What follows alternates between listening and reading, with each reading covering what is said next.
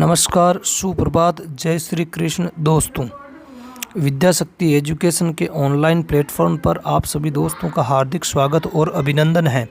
दोस्तों, आज हम लेकर आए हैं रसायन विज्ञान से संबंधित परमाणु और अणुओं का जो टॉपिक होता है उसके 30 महत्वपूर्ण प्रश्न। इन सबको हमने थ्योरी के अंदर अलग अलग वीडियोस में पढ़ लिया है। तो यदि आपने उन वीडियोस को नहीं देखा है तो आप जल्दी से चैनल को सब्सक्राइब करके उन वीडियो को देख ले। और चैनल को सब्सक्राइब करते हुए ध्यान में रखना है कि आपको ऑल का आइकन है ज़रूर दबाना, ताकि जैसे ही मैं कोई वीडियो अपलोड करूं उसका नोटिफिकेशन आपको तुरंत मिल जाए। तो अपन बिना समय ख़राब किए पढ़ते हैं आज का पहला सवाल। तो पहला प्रश्न है, पदार्थ के सूक्ष्मतम कण को क्या कहते हैं? ए ऑप्शन है एटम, ऑप्शन बी है मॉलिक्यूल, ऑप्शन सी है मैटर और ऑप्शन डी है उपयुक्त में से कोई नहीं। तो एटम का मतलब होता है परमाणु, मॉलिक्यूल का मतलब होता है अणु और मैटर का मतलब होता है पदार्थ। तो हमने इनको हिंदी में चेंज कर दिया, तो अब क्या होगा? एटम। एटम यानी परमाणु होता है, तो इसका सही आंसर हो जाएगा एटम। अगला क्वेश्चन देखते हैं। प्रश्न 2 है, सर्वप्रथम किस भारतीय दार्शनिक ने परमाणुवाद प्रस्तुत किया था? तो ध्यान रखना, प्रश्न में पूछा जा रहा है भारतीय दार्शनिक, वैज्ञानिक नहीं, दार्शनिक का पूछा जा रहा है। तो भारतीय दार्शनिक कौन था? देखते हैं ऑप्शन। ऑप्शन ए है महर्षि चरक, ऑप्शन बी है महर्षि सुश्रुत, ऑप्शन सी है महर्षि कणाद और ऑप्शन डी है पकुदा कात्यायन। तो इसका सही ऑप्शन हो जाएगा महर्षि कणाद, क्योंकि महर्षि कणाद ने सर्वप्रथम परमाणुवाद प्रस्तुत किया था और उस परमाणुवाद को आगे बढ़ाने का जो कार्य है वो किया था पकुदा कात्यायन ने। ठीक है। और चरक जो है, चरक को चिकित्सा शास्त्र का जनक कहते हैं। ठीक है। और सुश्रुत को शल्य चिकित्सा का जनक कहा जाता है। शल्य चिकित्सा का मतलब है प्लास्टिक सर्जरी। तो प्लास्टिक सर्जरी के जनक कौन हुए? महर्षि सुश्रुत। अगला प्रश्न देखते हैं, तीसरा। प्रश्न 3 है, रासायनिक संयोजन के कितने नियम है? तो रासायनिक संयोजन के कितने नियम है? ऑप्शन ए है 1, ऑप्शन बी है 2, ऑप्शन सी है 3 और ऑप्शन डी है 4। तो रासायनिक संयोजन के नियम है, यदि आपको नहीं पता है तो मेरे चैनल को सब्सक्राइब करके वीडियो है अलग से बनाया हुआ, उस वीडियो को आप देखें। वहाँ पे रासायनिक संयोजन के नियमों के बारे में पूरी डिटेल से जानकारी दे रखी है। तो दोस्तों, रासायनिक संयोजन के नियम होते हैं 2। एक नियम तो होता है द्रव्यमान संरक्षण का नियम और एक नियम है स्थिर अनुपात का नियम। अगला चौथा क्वेश्चन देखते हैं। क्वेश्चन 4 है, द्रव्यमान संरक्षण का नियम किसने प्रतिपादित किया था? ऑप्शन ए है डार्विन, ऑप्शन बी है लेमार्क, ऑप्शन सी है लेवाइजिए, ऑप्शन डी है प्राउस्ट। तो दोस्तों, डार्विन ने दिया था प्राकृतिक वर्ण का सिद्धांत, लेमार्क ने दिया था उपार्जित लक्षणों की वंशागति का सिद्धांत। तो इन दोनों वैज्ञानिकों का जो संबंध है वो बायोलॉजी से है। ठीक है। फिर लेवोजिए ने दिया था द्रव्यमान संरक्षण का नियम और प्राउस्ट ने दिया था स्थिर अनुपात का नियम। क्वेश्चन नंबर 4, निम्न में से कौन सा नियम रासायनिक संयोजन का नियम नहीं है? ऑप्शन ए द्रव्यमान संरक्षण का नियम, ऑप्शन बी है स्थिर अनुपात का नियम, ऑप्शन सी है उपयुक्त दोनों और ऑप्शन डी है अष्टक का नियम। तो द्रव्यमान संरक्षण का नियम और स्थिर अनुपात का नियम तो रासायनिक संयोजन के नियम है। ठीक है। तो ए और बी नहीं होगा और सी में लिख रखा उपयुक्त दोनों, तो उपयुक्त दोनों तो है ये रासायनिक संयोजन के नियम। तो इसका करेक्ट आंसर हो जाएगा अष्टक का नियम, ऑप्शन डी। क्वेश्चन नंबर 6 है, जल में हाइड्रोजन और ऑक्सीजन के द्रव्यमानों का अनुपात कितना होता है? ऑप्शन ए है 1:16, ऑप्शन बी है 1:8, ऑप्शन सी है 16:1 और ऑप्शन डी है 8:1। तो द्रव्यमानों का अनुपात निकालने के लिए अपने को स्थिर अनुपात का नियम देखना पड़ेगा और स्थिर अनुपात का जो नियम है वो उसके लिए एक वीडियो अलग से अपलोड कर रखा है। तो चैनल को सब्सक्राइब करके उस वीडियो को ज़रूर देखें, ताकि द्रव्यमानों का अनुपात कैसे निकाला जाता है वो आपको वहाँ सीखने को मिल जाएगा। तो इसमें फर्स्ट ऑप्शन है, ऑप्शन ए है 1:16, ऑप्शन बी है 1:8, ऑप्शन सी है 16:1 और ऑप्शन दे है 8:1। तो इसमें हाइड्रोजन और ऑक्सीजन के द्रव्यमानों का अनुपात हो जाएगा 1:8। अगला क्वेश्चन देखते हैं। Next question number 7। कौन सी अंतर्राष्ट्रीय संस्था तत्वों के नाम को स्वीकृति प्रदान करती है? तो इसमें ऑप्शन ए है यूनेस्को, ऑप्शन बी है IUPAC, ऑप्शन सी है ICZN और ऑप्शन डी है ICBN। तो इसमें बात करें यूनेस्को, तो यूनेस्को का पूरा नाम होता है the United Nations Educational Scientific and Cultural Organization. और यह जो संस्था है इसका काम है विश्व में शांति स्थापित करना। बे ऑप्शन में है आपके IUPAC, तो इसकी फुल फॉर्म है international union of pure and applied chemistry. और ऑप्शन सी में है ICZN, इसका पूरा नाम है international code of zoological nomenclature. और ऑप्शन डी है ICBN, तो इसकी फुल फॉर्म है international code of botanical nomenclature. ठीक है, तो यूनेस्को तो विश्व में शांति स्थापित करने का कार्य करती है और IUPAC जो है वो है तत्वों को नाम के लिए स्वीकृति प्रदान करती है। ICZN ये जो है वो जंतुओं को जंतु वैज्ञानिक नाम देने का कार्य करती है। और ऑप्शन दे में जो है ICBN, तो ये है जो पादपों को वैज्ञानिक नाम देने का कार्य करती है। क्वेश्चन नंबर 8 है, निम्न में से सोने का प्रतीक है। सोने का मतलब गोल्ड, तो ऑप्शन ए में है GO, ऑप्शन बी में है HG, ऑप्शन सी में है AU, ऑप्शन डी में है AG। तो ऑप्शन ए GO सोने का प्रतीक नहीं होता है। ठीक है, बे ऑप्शन में HG जो जिसको बोलते हैं हाइएंसियम, और ये पारे या मरकरी का प्रतीक है।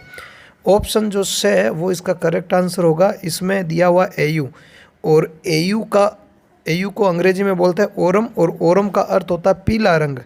ठीक है, तो इसका प्रतीक होता है AU, मतलब ओरम बोलते हैं। ऑप्शन दे में जो AG दिया हुआ है, AG को बोलते हैं अर्जेंटम, और ये चांदी का प्रतीक है। अगला क्वेश्चन देखते हैं।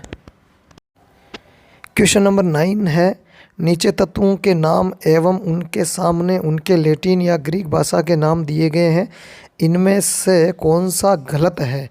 तो ऑप्शन ए में है सोना, सामने दिया हुआ है ओरम, ऑप्शन बी में है पोटेशियम, सामने नाम है कैलियम, ऑप्शन डी में है सोडियम, सामने नाम दिया हुआ है नेट्रियम, और ऑप्शन डी में है लोहा, सामने नाम दिया हुआ है उसका फेरम। तो आपको क्या करना है, तत्व का सामान्य नाम दिया हुआ है और उसके सामने उनके अन्य भाषाओं के नाम दिए हुए। इनमें से 3 तत्वों के जो नाम है वो लैटिन या ग्रीक भाषा के हैं, बाकी एक ऑप्शन है वो गलत है। तो सोडियम का कैलियम सही है, पोटेशियम का नेट्रियम सही है, और लोहे का फेरम भी सही है। लेकिन सोने का ओरम जो है होता तो ओरम ही है ना, AU प्रतीक होता है। ठीक है, लेकिन ये लैटिन या ग्रीक भाषा का शब्द नहीं है ओरम। ओरम जो है वो अंग्रेजी भाषा का शब्द है, और अंग्रेजी भाषा में इस शब्द का जो अर्थ होता है वो होता है पीला। तो सोने का प्रतीक अंग्रेजी में उस शब्द से लिया गया है जिसका अर्थ होता है पीला। तो ऑप्शन ए है वो इसका सही ऑप्शन हो जाएगा। क्वेश्चन नंबर 10, सर्वप्रथम किस वैज्ञानिक ने परमाणु सिद्धांत दिया था? ऑप्शन ए में है थॉमसन, ऑप्शन बी में है डाल्टन, ऑप्शन सी में है रदरफोर्ड, और ऑप्शन डी में है कणाद। तो दोस्तों इसका करेक्ट आंसर क्या होगा, जल्दी से कमेंट करो देखें। चलो इसका देखते हैं सही आंसर क्या होगा। तो अगर बात करें थॉमसन, तो थॉमसन ने परमाणु सिद्धांत नहीं दिया था। थॉमसन ने जो दिया था वो दिया था परमाणु मॉडल। तो थॉमसन का परमाणु मॉडल है। ठीक है, तो दूसरा जो है मतलब ए वाला ऑप्शन है वो इसका आंसर नहीं होगा। दूसरा है डाल्टन, तो डाल्टन ने परमाणु सिद्धांत दिया था। ठीक है, ये इसका करेक्ट आंसर हो जाएगा। ऑप्शन सी में है रदरफोर्ड, तो रदरफोर्ड ने परमाणु सिद्धांत नहीं दिया था, रदरफोर्ड का परमाणु मॉडल है। ठीक है, और ऑप्शन डी में है कणाद या महर्षि कणाद। तो कणाद ने परमाणुवाद दिया था, लेकिन वो दार्शनिक थे। क्वेश्चन में जो पूछा जा रहा है वो वैज्ञानिक का पूछा जा रहा है, तो ऑप्शन ए करेक्ट।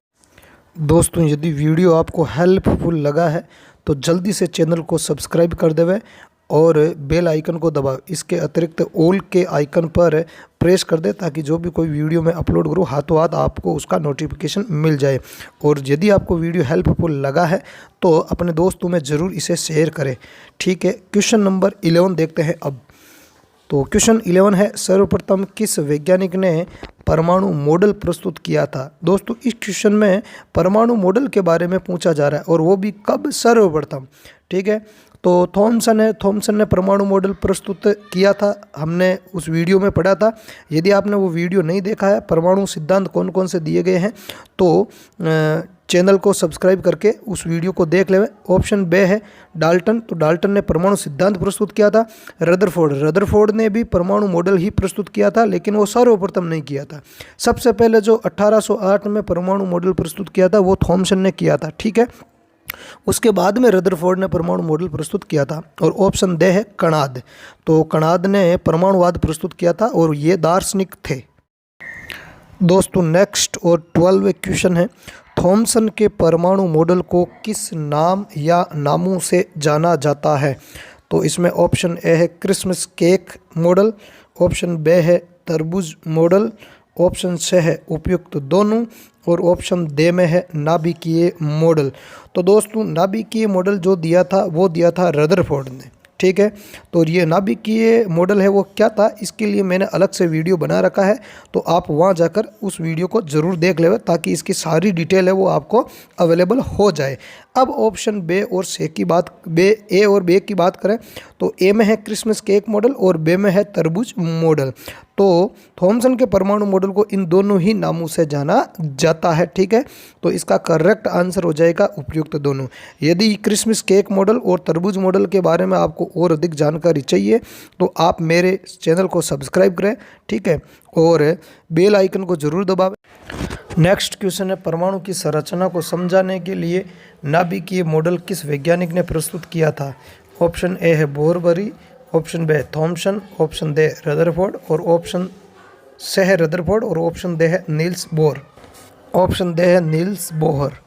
तो इसका करेक्ट आंसर हो जाएगा रदरफोर्ड, क्योंकि रदरफोर्ड के परमाणु मॉडल को नाभिकीय मॉडल कहते हैं। इस मॉडल के दौरान उसने केंद्र की खोज की थी परमाणु के भीतर। बोरबरी ने अष्टक नियम या कोषों में इलेक्ट्रॉनों का वितरण कैसे होता है उसके लिए नियम दिया था। थॉमसन के परमाणु मॉडल को अपन क्रिसमस केक या तरबूज मॉडल कहते हैं। ठीक है, और नील्स बोर के परमाणु मॉडल को बोर का परमाणु मॉडल कहा जाता है। तो इसका जो करेक्ट आंसर है रदरफोर्ड का परमाणु मॉडल। क्वेश्चन नंबर 14 है, रदरफोर्ड ने अपने प्रयोगों में किस निम्न में से किनका उपयोग किया था। तो दोस्तों रदरफोर्ड ने जो प्रयोग किया था उस प्रयोग को अपन कहते हैं रदरफोर्ड का स्वर्ण पत्र प्रयोग, या उसको कहते हैं अपन अल्फा कण प्रकीर्णन प्रयोग। ठीक है, तो इस प्रयोग में रदरफोर्ड ने अल्फा कणों का प्रयोग किया था और सोने की पन्नी का उपयोग किया था। तो इसका करेक्ट आंसर हो जाएगा अपने दे ए एवं से। क्वेश्चन नंबर 14 है, परमाणु में नाभिक की खोज किसने की थी। तो ऑप्शन ए दिया हुआ है केपलर, ऑप्शन बी है न्यूटन, ऑप्शन सी है रदरफोर्ड, ऑप्शन डी है जेम्स चैडविक। तो ध्यान रखना केपलर के जो नियम है वो सौर परिवार से संबंधित है या सूर्य से संबंधित है। न्यूटन ने गुरुत्वाकर्षण के नियम दिए थे। रदरफोर्ड ने जो है वो नाभिक की खोज की थी और जेम्स चैडविक ने इलेक्ट्रॉन की खोज की थी। तो इसका करेक्ट आंसर हो जाएगा से रदरफोर्ड। क्वेश्चन नंबर 16 है, किस वैज्ञानिक ने रदरफोर्ड के परमाणु मॉडल में कमी बताई थी। ऑप्शन ए है आइजक न्यूटन, ऑप्शन बी है हॉपकिंग, ऑप्शन सी है नील्स बोहर, और ऑप्शन डी है गोल्ड स्टीन। तो दोस्तों रदरफोर्ड के परमाणु मॉडल की कमी क्या थी। रदरफोर्ड के परमाणु मॉडल की कमी थी कि यदि जो इलेक्ट्रॉन है नाभिक के चारों ओर कक्षाओं में चक्कर लगाएगा तो लगातार उसकी ऊर्जा का विकिरण होगा और अंततः जो इलेक्ट्रॉन है वो नाभिक में गिर जाए। तो यह कमी बताने वाले कौन थे। ये कमी बताने वाले थे नील्स बोहर। नील्स बोहर ने बताया था कि यदि इलेक्ट्रॉन नाभिक के चारों ओर चक्कर लगाए तो उसकी जो ऊर्जा है उसका विकिरण होगा और अंततः जो इलेक्ट्रॉन है वो नाभिक में गिर जाएगा या टकरा जाएगा। तो ऑप्शन से करेक्ट हो जाएगा। क्वेश्चन 17 है, नील्स बोहर के परमाणु मॉडल को किस नाम से जाना जाता है। ए ऑप्शन है big bang model, B option है सौरमंडल मॉडल, ऑप्शन से है नाभिकीय मॉडल और ऑप्शन द अर्ध संरक्षी मॉडल। तो दोस्तों बिग बैंग मॉडल ये एक मॉडल नहीं था, ये था एक सिद्धांत, ठीक है। और बिग बैंग जो थ्योरी है, सिद्धांत है, इससे अपन ब्रह्मांड की उत्पत्ति को समझाते हैं, ठीक है। ऑप्शन बे है सौरमंडल मॉडल। तो नील्स बोर के परमाणु मॉडल को सौरमंडल मॉडल ही कहते हैं, क्योंकि जो सौरमंडल के समान इसमें क्या होता है कि नाभिक होता है केंद्र में सूर्य के समान, ठीक है। और बाकी सूर्य के चारों ओर जैसे ग्रह होते हैं और सूर्य के चारों ओर चक्कर लगाते हैं, वैसे ही इलेक्ट्रॉन है उस नाभिक के चारों ओर चक्कर लगाते हैं। तो ये प्रतिरूप या जो मॉडल है वो सौरमंडल के समान है। ऑप्शन से है नाभिकीय मॉडल जो कि दिया था रदरफोर्ड ने, और ऑप्शन द है अर्ध संरक्षी मॉडल। अर्ध संरक्षी मॉडल है वो डीएनए अणु की संरचना को समझाने के लिए दिया गया मॉडल था। तो ये आंसर नहीं होगा सही, इसका करेक्ट आंसर हो जाएगा सौरमंडल मॉडल। मतलब नील्स बोर के परमाणु मॉडल को सौरमंडल मॉडल कहा जाता है। क्वेश्चन नंबर 18 है, बोरबरी के नियमों अनुसार किसी कोष या कक्षा में अधिकतम इलेक्ट्रॉन कितने होते हैं? ऑप्शन ए है n², ऑप्शन बी है 2n², ऑप्शन सी है 2n² और ऑप्शन डी है 8। तो दोस्तों इसका जो सही आंसर होगा वो होगा 2n²। यहाँ पे बे और से दोनों में मिसप्रिंट हो गया है, तो इसका करेक्ट जो आंसर होता है वो 2n² होता है। मतलब किसी भी कोष या कक्षा में अधिकतम इलेक्ट्रॉन कितने हो सकते हैं उसके लिए 2n² फॉर्मूले का उपयोग किया जाता है। तो यहाँ पे जो करेक्ट आंसर है वो बे और से दोनों ही हो जाएगा 2n² फॉर्मूले से, ठीक है। क्वेश्चन 19 है, अष्टक का नियम देने वाले कौन थे? तो दोस्तों अष्टक का नियम जो है वो किसने दिया था? ऑप्शन ए देखते हैं Niels Bohr, option B Archimedes, option C बोरबरी और ऑप्शन डी है रॉबर्ट ब्राउन। तो नील्स बोर है, नील्स बोर ने अष्टक नियम नहीं दिया था, इनका परमाणु मॉडल है, ठीक है। और इसके अलावा है ऑप्शन बी आर्किमिडीज। तो आर्किमिडीज ने उत्प्लावन का बल के सिद्धांत को दिया था। और ऑप्शन से है बोरबरी। तो इन्होंने ही बताया था कि किसी भी तत्व के परमाणु के सबसे बाहरी कोष में अधिकतम 8 इलेक्ट्रॉन हो सकते हैं, जिसको अपन अष्टक का नियम कहते हैं। तो करेक्ट आंसर हो जाएगा। जबकि रॉबर्ट ब्राउन ने कोशिका में केंद्रक की खोज की थी, ध्यान रखना, कोशिका में केंद्रक की खोज किसने की थी? रॉबर्ट ब्राउन ने की थी। तो इस प्रश्न का सही आंसर हो जाएगा बोरबरी। क्वेश्चन नंबर 20 है, अष्टक नियम या बोरबरी के नियम के अनुसार किसी भी तत्व के परमाणु के बाह्यतम कोष में अधिकतम कितने इलेक्ट्रॉन हो सकते हैं? ऑप्शन ए है 2, ऑप्शन बी है 8, ऑप्शन सी है 18 और ऑप्शन डी है 32। तो इसका करेक्ट आंसर हो जाएगा ऑप्शन बी 8 इलेक्ट्रॉन, क्योंकि किसी भी परमाणु के बाह्यतम कोष में 8 से अधिक इलेक्ट्रॉन नहीं हो सकते हैं। इसी को अष्टक नियम कहा जाता है। तो इस वीडियो में 30 क्वेश्चन का टारगेट रखा था, लेकिन वीडियो ज़्यादा लंबा हो जाएगा, इसलिए 20 क्वेश्चन पर इस वीडियो को समाप्त करते हैं। धन्यवाद।